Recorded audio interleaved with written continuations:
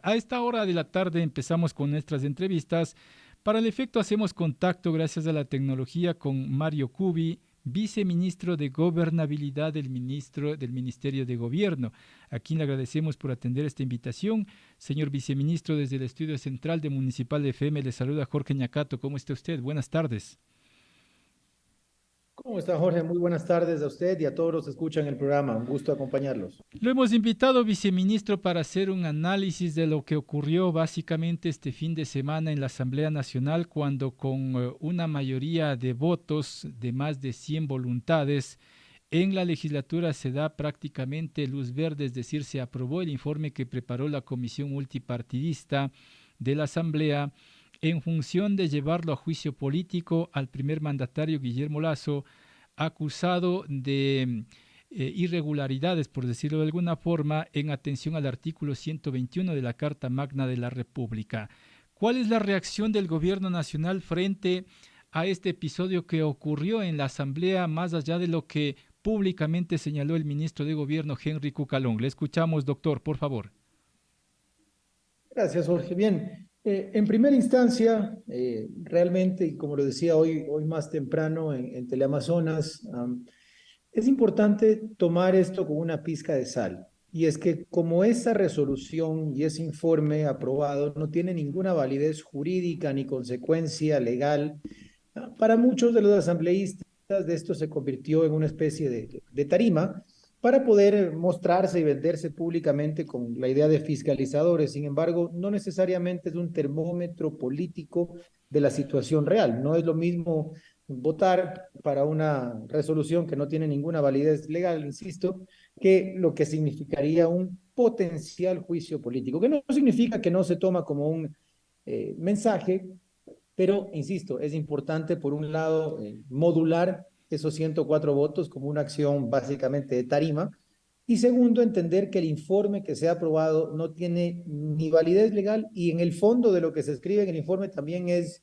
un revuelto espantoso, que no lo decimos solo desde el gobierno, lo han dicho decenas de expertos constitucionalistas y penalistas. Realmente es un revuelto de conceptos de derecho penal con unos cuantos conceptos de derecho constitucional, con bastante cantidad de carga política metido en una licuadora, y ha salido algo que ni ellos mismos entienden. Ahora, viceministro, desde esa explicación entiendo que el gobierno nacional no hará ningún puente con las bancadas legislativas en tanto en cuanto no hay el asidero jurídico. No, mire, nuestro trabajo, sobre todo del Viceministerio de Gobernabilidad, siempre es articular con las demás funciones del Estado. Estamos en constante conversación con las diferentes bancadas legislativas.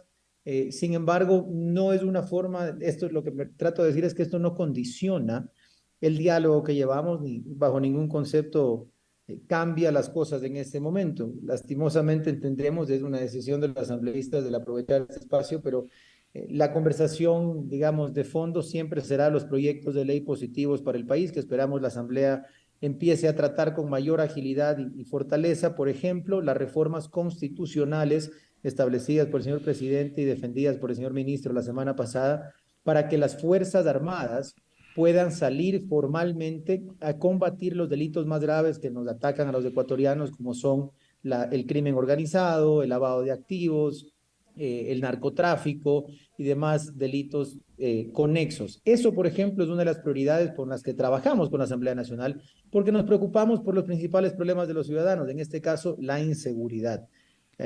Seguiremos conversando y, bueno, en cuanto al tema que menciona, hay que esperar, digo, a nivel de derecho hay que esperar hasta que, ojo, es una posibilidad altamente probable, digamos la verdad, a nivel político, tiene que presentarse ya una solicitud formal Ujú. para iniciar un juicio político, y recién cuando veamos esa solicitud formal podremos evidenciar la realidad jurídica y política en el proceso, insisto, formal de juicio político, que hoy no existe y que podría salir tal cual como está el informe, que sería, pues, insisto, sin asidero legal alguno, o podría tener reformas y presentarse con otros argumentos, en cuyo caso analizaremos la realidad jurídica y política y conversaremos con los actores pertinentes. Viceministro, lo que pasó el sábado en la Asamblea Nacional desnuda la verdadera intención de ciertos actores políticos, es decir, desestabilizar el gobierno del señor Guillermo Lasso. Eh, yo creo que hace mucho tiempo está claro para la mayoría de ecuatorianos, para nosotros también, que hay un grupo claro que está buscando que el presidente deje de ser presidente con sus intenciones protervas. Primero, de sacar a una persona honesta que está tratando de resolver problemas históricos como lo es la desnutrición infantil, por el que nadie más se había preocupado, y además ha desnudado más que la votación, las declaraciones de algunas asambleístas que se atrevieron a decir, me parece que tuvieron un lapsus que las Ujú. dejó en evidencia, en el que iniciaron que, bueno, si es que la Corte Constitucional no acepta los argumentos que hemos presentado, es decir, que hace que rija la Constitución y la ley, entonces podremos analizar el tema de incapacidad mental, cosa que requiere de informes médicos y por supuesto no cabe en el caso del presidente de la República, pero además se lanzaron, insisto, olvidando del poder y la responsabilidad que los reviste como asambleístas de la República, salir a decir que entonces si es que por ahí no va, saldrán y se tomarán las calles. O sea, yo de paso aprovecho amigablemente a advertir a algunos asambleístas que tengan cuidado en no caer en apología del delito. Cuidado, la Fiscalía General del Estado pueda contemplar que están haciendo una convocatoria a destrucción de bienes públicos, ¿no? Eso es un delito. Pero, viceministro, por el otro lado, por cierto, a propósito de las movilizaciones, dejemos un poco el tema político, pero por el otro lado, las movilizaciones están anunciadas por organizaciones sociales y también de los movimientos indígenas que irán en crecimiento, dicen ellos, hasta que el presidente de la República dé un paso al costado. De hecho, hay una advertencia también del movimiento indígena de que si el presidente activa la muerte cruzada, van a ser peores las cosas, viceministro. Mire, hay algunas cosas importantes ahí, Jorge. Lo primero, y esto es importante que la ciudadanía lo conozca, no hay convocatoria a un paro, no lo hay, ¿sí? Eso es importante y no lo decimos nosotros, lo ha dicho el mismo presidente de la CONAIE la semana pasada en varias entrevistas, del día de ayer lo dijo Cecilia Velázquez, una líder indígena y parte también del Buró de Pachacutic. Hay algunas consideraciones, entonces, claridad, no hay paro. Hay dos movilizaciones puntuales por ahora. La primera, la del 8 de marzo, que se suma a movilizaciones de varias organizaciones sociales por el Día Internacional de la Mujer, y también una anunciada para el 28 de marzo, en el que se ha dicho que se caminará para entregar a la Asamblea Nacional el proyecto de ley de aguas. Esperamos que ambas sean, tal como se han anunciado, protestas sociales pacíficas que están reconocidas en la Constitución, que son parte saludable de una democracia. Por lo tanto, la respetaremos, daremos el acompañamiento que sea necesario en virtud de la ley. Y hasta ahí estamos en este momento. Pensar en otras cosas desde el gobierno no es una preocupación en este momento, sino poder servir y atender a los ciudadanos ecuatorianos en sus necesidades, valga redundancia, más urgentes. Desde ahí que en lo que estamos enfocados y lo que nos ha pedido el presidente de la República desde el sábado pasado a todos los gobernadores y a los distintos ministerios es intensificar y profundizar el trabajo en territorio. Por eso también ha decidido aumentar el presupuesto dedicado a inversión social, el presupuesto para seguridad, y puntualmente se habla de 3.000 millones de dólares, pero aterricémoslo en cifras.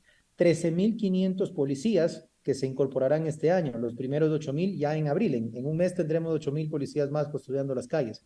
Más de 50.000 chalecos, varios miles de cascos y demás equipos para la seguridad y también en materia de obra pública que ha sido escuchando a los requerimientos ciudadanos de mayor obra, se subió el presupuesto de 300 millones a 1.000 millones de dólares, es decir, casi más de 300%, y la mayoría se va a dedicar a obra de vialidad, lo cual genera primero reactivación económica y seguro empleo, segundo empleo. Es ahí donde estamos enfocados, es eso en lo que estamos concentrados, y no temas de miedo, sustos o amenazas que al final pueden ser emitidas en un momento de fragor político, pero que gracias a Dios, insisto, no hay convocatoria a paro y por ahora nos enfocamos en eso, en atender las necesidades ciudadanas. Señor viceministro, pero desde el gobierno no se está preparando una estrategia de defensa frente a movilizaciones que podrían dar si se concentran en Quito. Y pregunto esto, viceministro, porque es de dominio público que la cúpula militar de generales y almirantes se reunió la semana pasada y según expertos en esta materia, se envía un mensaje a la nación cuando salen públicamente a revelar esto de estos temas tratados, un mensaje a la nación de que un poco se cuiden de ir a movilizaciones que terminen en un caos, viceministro. Mire, la primera labor del señor presidente de la República es precautelar el orden y el cumplimiento de la ley. Así que efectivamente, dentro de sus competencias y obligaciones constitucionales y legales, el señor presidente debe articular con todas las funciones del Estado y particularmente con la fuerza pública para siempre proteger a los ciudadanos. Así como ustedes podrán ver, hace poco se declaró el estado de emergencia en Esmeraldas para poder intervenir con las Fuerzas Armadas y dar mayor protección a los ciudadanos y combatir el crimen. También, si en algún momento alguna persona rompe con el orden público o confunde una protesta pacífica que siempre será garantizada, no criminalizada, con un espacio para vandalizar, para hacer daño a los ciudadanos y para violentar los derechos de los demás ciudadanos, por supuesto que la fuerza pública deberá ser utilizada dentro del respeto a derechos humanos y a los distintos protocolos que corresponden para hacer cumplir los derechos de la mayoría de los ecuatorianos que son con los que el gobierno nacional tiene su obligación. Pero, viceministro, Fuerzas Armadas no puede intervenir en el control público salvo un estado de excepción. Eso se lo mencionaba por el lado de Esmeraldas, ¿no? Ujú. Es decir, entonces, en su momento, si es que es necesario, se declarará una emergencia para la participación de Fuerzas Armadas en el control interno. No, no, lo que hablaba de Fuerzas Armadas le decía por lo de Esmeraldas, porque en Esmeraldas se declaró el estado de excepción el día de ayer, Ujú. justamente para que pueda intervenir Fuerzas Armadas. No, no sé, quizás en el diálogo se confunde, pero Fuerzas Armadas era exclusivamente por el estado de excepción que se ha Ujú. declarado en Esmeraldas.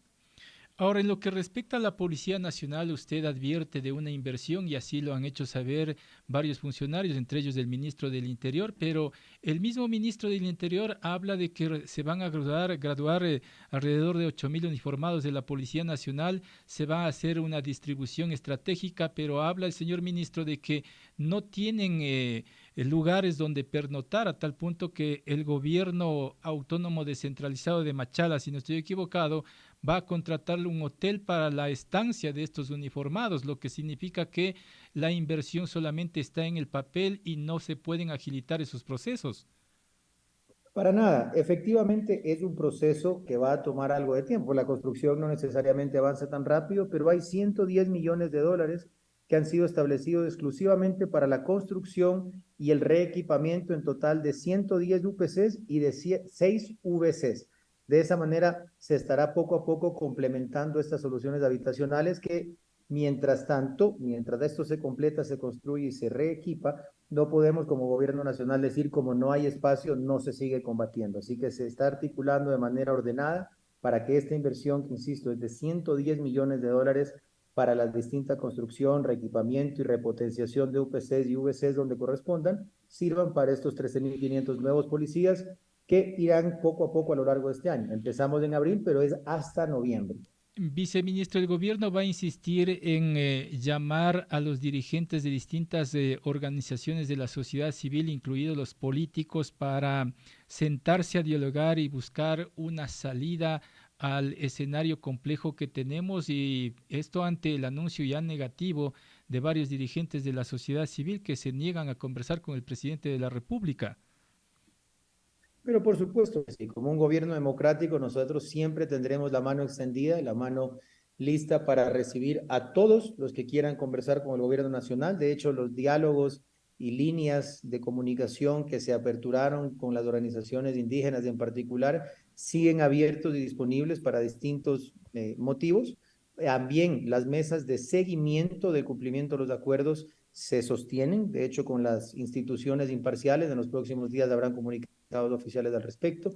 Además, a diario, yo a título personal le digo acá en el Viceministerio de Gobierno, recibimos a varios líderes, tanto de comunidades indígenas como de comunidades de pueblos afros, de jubilados, de maestros jubilados, de la Fuerza Terrestre, de gremios productivos. Como Gobierno Nacional siempre estaremos abiertos a dialogar, pues confiamos dentro de esa visión democrática que es la única vía para encontrar soluciones concretas a los problemas de la ciudadanía. Pero son líderes representativos con quienes se reúnen, viceministro, porque las cabezas visibles, por ejemplo, del movimiento indígena, están en contra de esos diálogos. Mire, existen declaraciones políticas que siempre serán de uso político y efectivamente nos reunimos con líderes que representan a distintos grupos sociales. Incluso van varios líderes indígenas donde hemos seguido reuniendo, algunas reuniones han sido públicas, Y usted entenderá que aunque visiblemente pueda existir una o dos cabezas que por motivos políticos tienen que tener una postura clara, existen también muchísimos canales de comunicación y muchos otros líderes que representan a la ciudadanía en su conjunto. No nos olvidemos que aunque es tremendamente importante el movimiento indígena, no son todos los ecuatorianos y el gobierno nacional debe gobernar para todos. ¿No se está tratando más bien de dividir a distintos sectores, viceministro?